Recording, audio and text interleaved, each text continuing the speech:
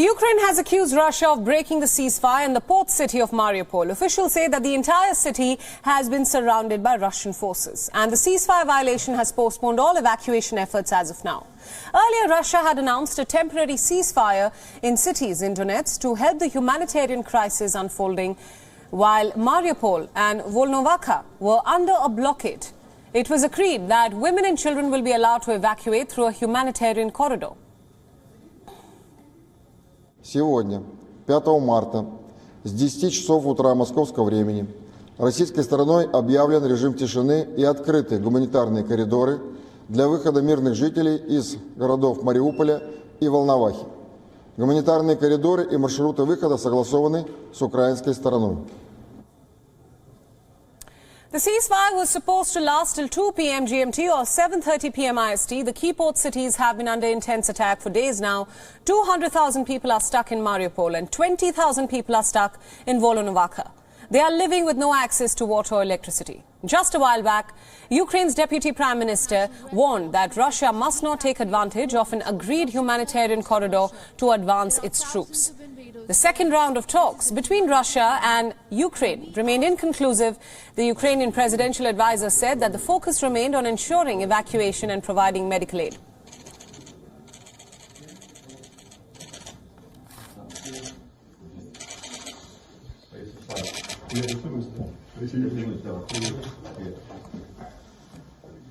Только что завершился второй раунд переговоров между российской и украинской стороной.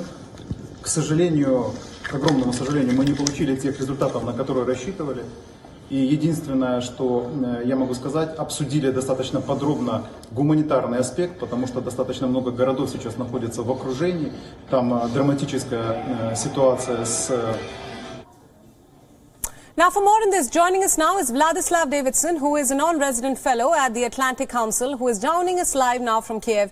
Thank you so much for joining us. My first question to you, let's talk about the recent development that is coming in today about the ceasefire. I think the big concern out as of now, especially in the West and some European countries, is that this humanitarian corridor will be used by Russian troops to its advantage. What are your thoughts on the same? Hi, thank you for having me on again.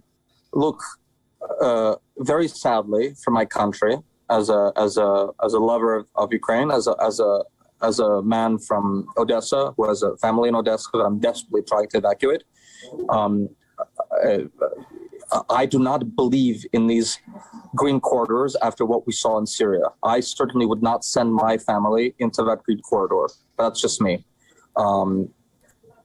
If I had to put my own family's and distant relatives' lives on the line, which I actually do, I'm not sending them through that green corridor. I'm going to tell them to figure something else out. So that's my position. Just interjecting right there, why do you say that? Is that because of a larger mistrust in the actions of the Russian army? Absolutely. And also the experience of the same kind of green corridors, quote unquote green corridors, which were put into place by Russia in Syria. And the green corridor that was offered to Ukrainian troops when they were surrounded twice, the Battle of Debaltseve in 2014 and 15. There were two battles when the Russian army offered the Ukrainian troops a green corridor. And once they were leaving, they just bombed the corridor, and they bombed them from all sides.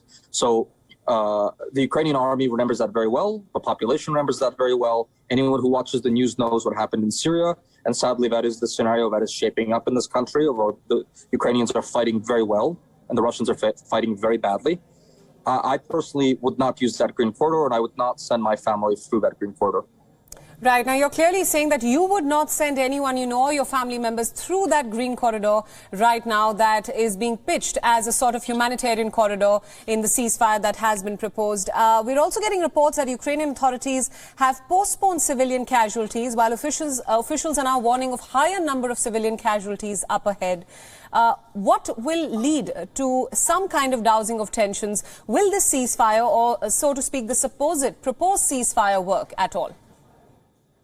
I do not see the Russians going for a ceasefire, because every day that they don't win this war or make very large, coherent, objective accomplishing means they're losing. So the Ukrainians, every day that they survive, every day that they hold on to their territory against a numerically superior and technologically superior army, that they have survived one more day. They have lived to tell the tale for one more day. Let me just tell these children to be quiet. Thank you. I just told these kids at the next table to be quiet. Look, every day that the Ukrainian army survives, they are doing one day better, and the Russian army will run out of munitions, out of morale, out of manpower. Their morale is horrible.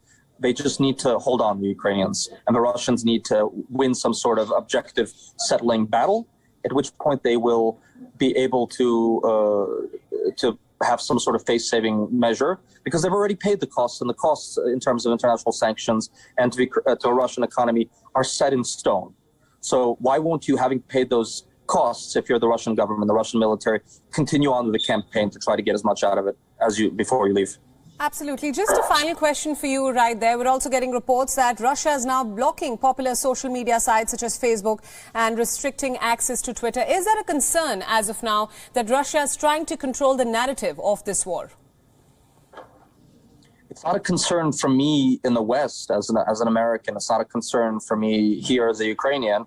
It is a concern for the Russian population, who have a problem with access to information. We have less and less access to information. More and more websites inside of Russia are being called enemy websites, and they're being made to close down. They just closed down Echo Moscow. They closed down Rain TV station, radio and TV station.